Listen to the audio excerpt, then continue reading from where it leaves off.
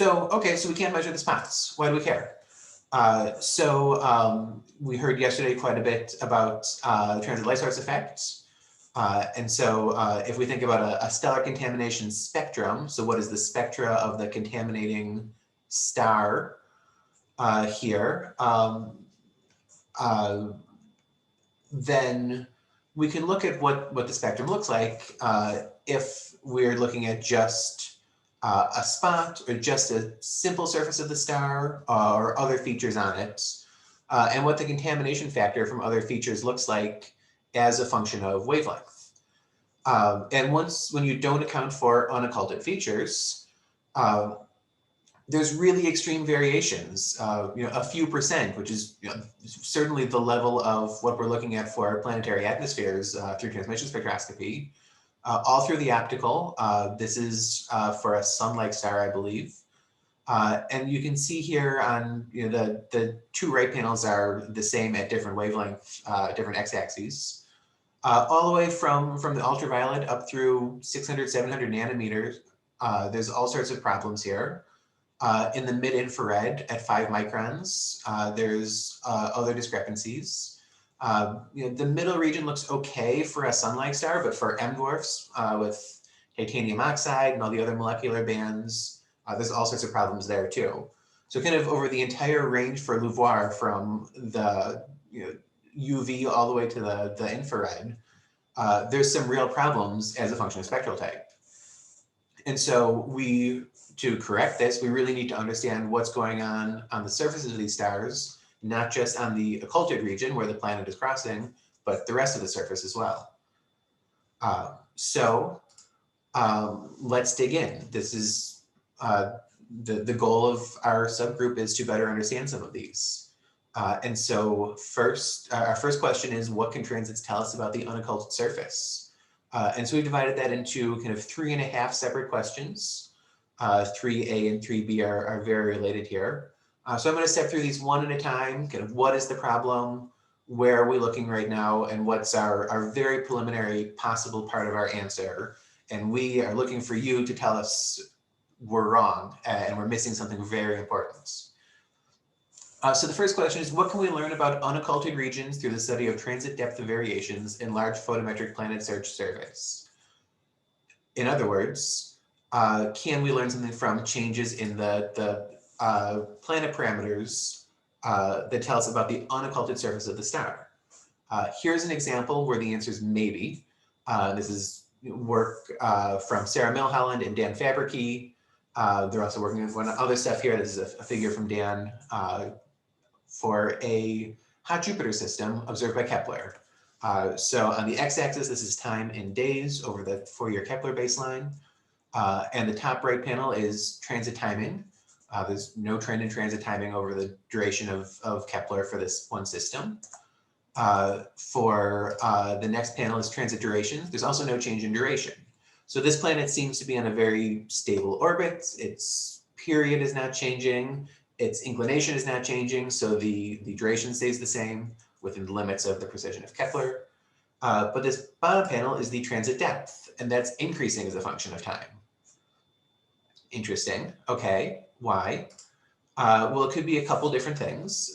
If you imagine you have a transiting planet, this is what Kepler is seeing. This is a very accurate model of a star. Right here, we have a planet going in front of the star, and we could have a few different effects. One is that there could be a second star on the detector on the same pixel that is getting fainter as a function of time. So as the second star fades out, the first star is relatively brighter, and so the transit itself is appearing deeper.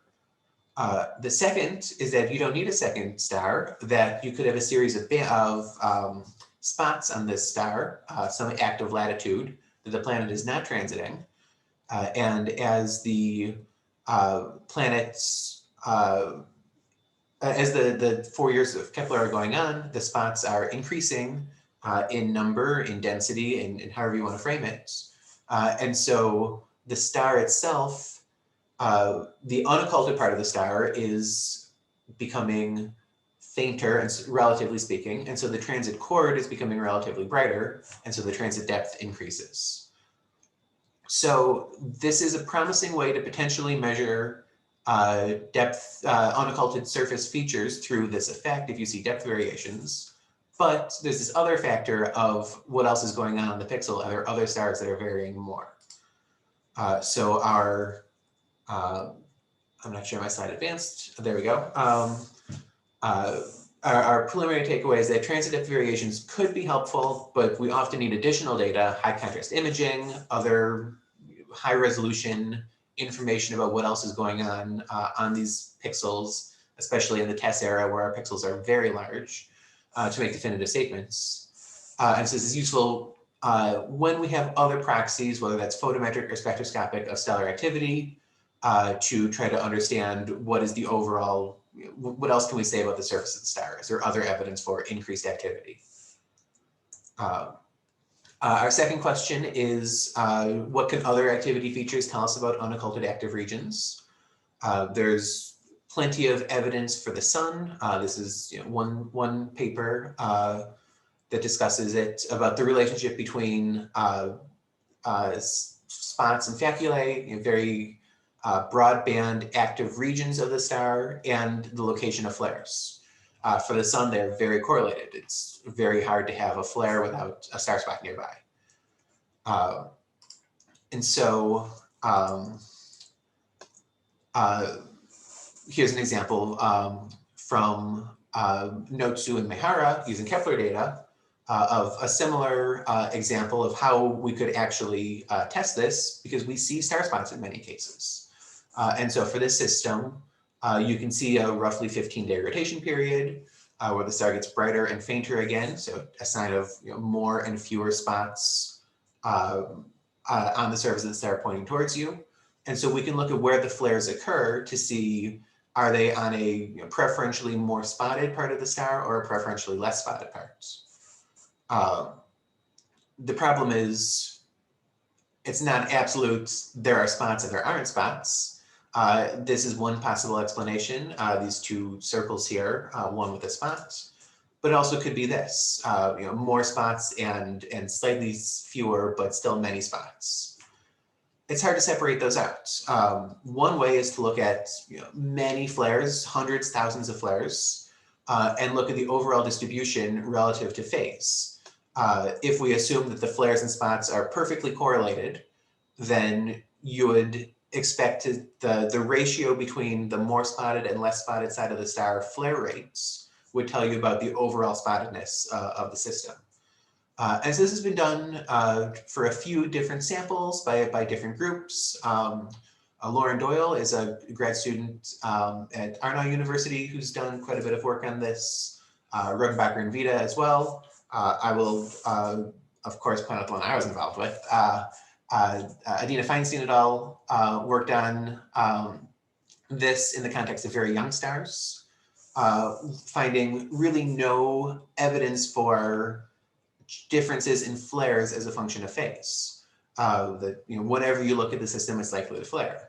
So if we assume the flare rate is correlated with spot distribution, then this implies a very high overall spot coverage. That the few percent variability we see for spots on young stars is implying something like a 80% and then 75% overall spot coverage for these young stars, which sounds high, but it's in line with, say, Gully Santiago's work on other young stars, like calcium-4. So this takeaway is that young stars seem to have very high spot coverage. We can play similar games for other stars, but there's a lot of work to be done still, a lot of science to be exploited from, especially TESS on this one. And we would really benefit from more theoretical models of the relationship between spots and flares. Can we say this for stars that aren't like the sun? The next point is, what do we need to better understand? That's an example where we need better theory. Where do we need better data analysis? Where can we learn more? Is there anything in Kepler and TESS data we haven't exploited yet? And where can that be? And so 2 examples of that, and I'll run through them slightly quickly here to make sure we stay on time. I'm going to mention one I was involved with. Kepler is very good at relative photometry. Looking for planets is a very short duration game. You just need to measure the brightness over a few hours. Brightness changes over a few hours. But with the Kepler full frame images, we can recover absolute photometry from Kepler. So this is something we exploited in 2016, looking at KIC 842 Tabby star or Boyajian star, finding that it faded during the Kepler mission, and then applied to a sample of sun-like stars to see that overall we can find trends with spot or facula contributions to stars to see which one contributes more for sun-like stars. By looking at, on the right here, you can see the short time scale variations from star spot activity, spot and facula activity on the top, and on the bottom, the overall brightness of the star. And so we can see for this one particular star, when the star is more variable, it's overall fainter, suggesting there's more spots and facula on the surface of this star. Not true for all stars, it's a function of rotation period. But for a long time, we said we can't get absolute photometry or years-long brightness variations from Kepler until we could. Another thing that we couldn't do for a long time was get any color information from Kepler. It's a single bandpass until we could. Recently, Christina Hedges and NASA Ames et al. Worked out that the Kepler PSF has a very, not very extreme, it has a noticeable chromatic dependence to it. And so as the color of your star changes, the PSF changes. So if you look at something like an eclipsing binary, you can see that the color is reflective of the star becoming redder as a whole during the primary eclipses and bluer as a whole during the secondary eclipses of a very hot star being occulted and eclipsed by a very cool star. And so this can tell us then about, as the star is changing in activity, as you have cool spots coming across the surface, potentially we could use this to better understand the distributions and the temperature profile of these stars as a function of time. It's still average temperature profile over the surface of the star, but better than nothing. So what have we not figured out yet? Where can we effectively do something with Kepler and tests to better understand these things that we don't have yet? This is a much broader conversation than just this chapter, but it's something to talk about. So sliding over to section B here, what can other data sets provide about unocculted surfaces? What else can we learn that's not just from the transit survey data? Can we learn things from data taken simultaneously, other observations? So we can further subdivide that into photometry and spectroscopy. We've seen quite a bit of simultaneous observations with tests. The stars are fairly bright, so you can do this from the ground. What can we learn? Here's an example from Ward Howard and the UNC Chapel Hill Everyscope group, observing flares simultaneously from the ground when TESS was observing them. And so from that, once you have 2 wavelengths, you can infer a temperature and a color. And so, typically with TESS, we assume a certain temperature for flares. Maybe they're 9,000 Kelvin. And they found that many of these super flares are very different than 9,000 Kelvin. They're tens of thousands, up to 40,000 Kelvin, with just one other filter. And in terms of spectroscopy, there's a long history in the exoplanet community of using the RV precision RV work to better combine precision RVs with photometry to together understand the stellar activity. And by understand, I mean remove in their case, but we could play the same game the opposite. We could remove the planet signal and be left with the stellar activity. And so as broad brush, lots of other data is useful, but to what level is this important as a function of spectral age, activity levels, spectral type? I think I said spectral age in there, I just meant age. There's lots to learn. There's lots of work being done in the other direction from the exoplanet and eclipse and binary community of removing the stellar activity and using other parameters to get rid of that, which implies there's lots of information to understand it as well. But we can explore that. Finally, from my end, is how useful is long baseline absolute photometry? That's an important question because things like polar spots or a banded structure you won't see in any short-term rotational modulation if your star's has a roughly edge-on inclination. But with much longer timescales, you can see those come and go. And there's a trade-off here because our data taking abilities have gotten much better as a function of time. You can go back very far, 100 years, with the DASH survey plates at very low precision. We're looking at actual photographic plates. The precision at any point is a couple tenths of a magnitude, but you have a 100-year baseline. On the other end, you have very high precision from the Kepler FFIs, but only 4 years of data. And in between, there's lots of things to say of intermediate precision and timescale. So Assassin, WASP, and KELT, the microlensing surveys. And so these long-term data sets, the exoplanet, the EB communities especially love these for epsilon precession for EBs. But so we'd really like a strong theoretical motivation as to what we expect to see. So if you're a theorist who's listening, if you can predict what we might see in, pick your favorite, the Kepler FFIs, Assassin, about unocculted active regions in one of these data sets, given the precision that they have and the time scale. The observers will go try to find it, but I think we're missing very clear predictions in the context of one of these data sets of what can we see given these limitations. So at this point, I'll hand off for the last few minutes to Yvonne. Yvonne, do you want to share your screen, or do you want me to just keep going and you can tell me when to press go? Yeah, hopefully you can hear me. Yeah, the final part of part B is what information we can learn from other data sets. And just one example might be something like TIO bands. I've actually shown an example of a high-res TIO band observation or spectral region, but there are also the indices that have been generated for quite a while now. I think it goes back to pioneering work in the 1990s by Dag O'Neill, Jim Neff, Bob Donoghue, and also Svetlana has done a lot of calculations in this domain.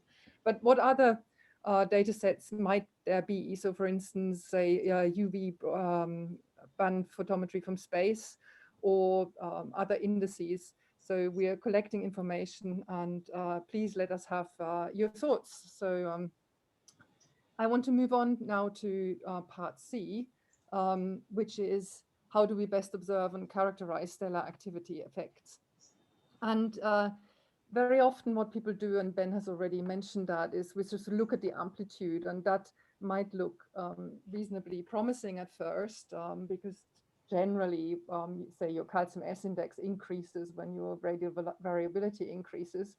However, when you're looking at especially some of the less active stars, Ben, can you just move forward?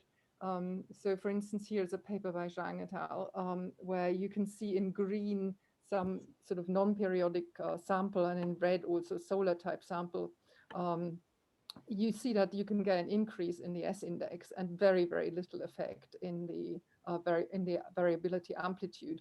And partially this is because you have a compensating effect between spots and faculae that tends to mean that even when you get more active, you might not get larger variability levels, and you might get compensation and cancellation, in part also dependent on the wavelength you're observing in.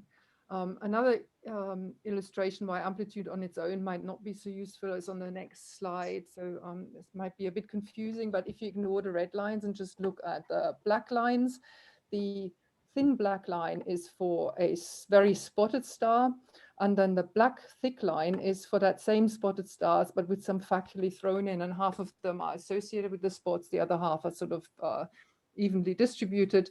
And you can see that the time the frequency information changes, but the variability amplitude doesn't change very much. And this is just really a very, just one example. I mean, it's not a statistical study, but it already tells you that perhaps some power spectrum analysis might help. But it also tells us that we need other independent activity measurements, and that we should explore a larger wavelength domain.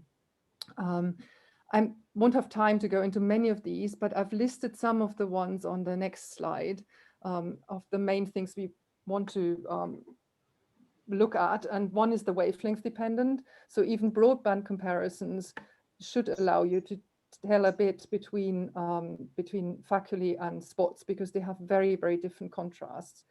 Then there is the time scale dependence. They live for different amounts of time, but they also show a different, because they show different limb angle dependencies in their contrast, that also produces slightly different frequency response within the light curve. Furthermore, on the long-term scale, you can see whether the cyclic activity changes so whether when the star gets more rotationally variable, whether that also means that it gets overall brighter. And this is work going back a long time, starting with the Mount Wilson program, but it has been carried on, and there's quite a lot of data available now, but not necessarily obviously on the planet hosting stars. They might have not been part of these long-term programs. Then there is the possibility for contemporaneous radial velocity information, and we had a lot of nice talks. Yes, we had some nice talks yesterday on how this might be used and how spots will affect these. And similarly, one can play this game for the faculae as well. Then there is a huge new field of statistical ensemble analysis of stars. Of large data sets. While this again might not tell us anything about the individual planet hosting star, it's very useful to test models. And one thing I do want to stress is that all of these effects depend on spectral type and metallicity. So we should start to move away a bit from the solar paradigm. So while obviously we need to be able to fit the sun, it doesn't mean that because something looks, it doesn't mean that because a facula is, say, 10% brighter than the background photosphere at a given wavelength on the sun, that the same holds true for a K0 or an M0 star or whatever other spectral type. Similarly, because faculae look sort of roughly, say, 50K warmer on the whole, this doesn't mean we can use this approach for other spectral types. And this is where we need input from simulations, and we hope there should be some synergies with, say, SG1, where these are presented. And to hammer this home a bit more, just very briefly on the next slide, this is the contrast calculated for sort of fairly, for 300 Gauss mean field on a K0 star. And then when you compare this to the G2, so sun-like, and M0 star, then Ben, can you just move to the next slide? You can see that the contrasts are quite different. And you can, this is actually, I think what's interesting here is that you do see this in the JWST wavelength range. So you know, the wavelength region around 4.55 micron does show quite strong facular responses, especially for some of the hotter stars. Then going back to the K0 and just looking at different limb angles. So this is at disk center, and the next slide then shows the same stellar type, but at a different limb angle. So you can see that very much the contrasts increase very steeply towards the UV.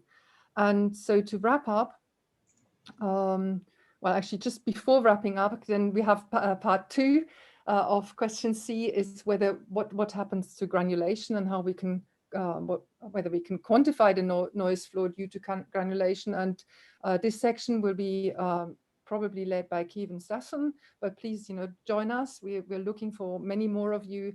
And it's been known for a while that the granulation is very dependent on the luminosity class, or log G.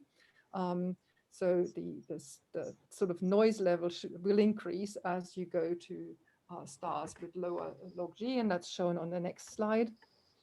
And just finally, a 1 minute warning here. Yeah, to highlight that there might be a way using interferometry on interferometry observables to pinpoint granulation, and also this should the spots and planetary transits should also impact on these observations or be visible in them. So finally, in summary, actually my summary or our summary slide is really the same as our overview slide.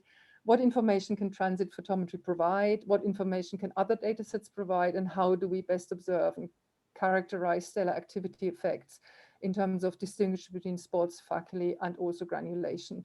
We have presented a really selective view. So it's been Ben, Yvonne, and friends sort of thing, partially. So please sign up, make sure that you're heard and that we give it a balanced view. We want to make use of your work and your knowledge. So just to iterate again, if you don't know how to sign up, please get in touch with us. Thank you both. We have a little bit of a buffer built into the next session, so we're out of time, but I'll say that we have time for one quick question. So from the Slido, we have a question. Are unocculted active region studies putting too much emphasis on spots and even flares? On the sun, for example, faculae outweigh spots for bolometric intensity variations 2 to 1. I guess I was making a lot of noise about faculae in the last bit, so I think that question was posted beforehand. I think it was, Yvonne. So yeah, you did answer it pretty nicely. Thanks. Yeah, but I think perhaps sometimes in the retrieval community that the emphasis on spots is probably stronger, but it's also because we think we understand a bit more about them, though I think even with the spots for some of the wavelength domains, one really has to go to simulations like Mayuk Panya presented yesterday, rather than using cool stars. But a priori, these work slightly better than for faculae. But yeah, I would say, we need to think about the faculae, especially for sun-like stars. Perhaps for M stars, I think that the small scale active regions will actually predominantly be dark, but that remains to be shown as well. Great. Yeah, no, you did address it nicely when we got to your part of the talk. Thanks.